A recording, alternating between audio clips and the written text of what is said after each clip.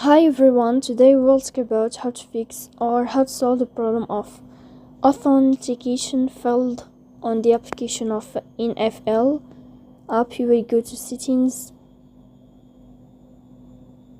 In this page you will go to apps, default apps, app settings.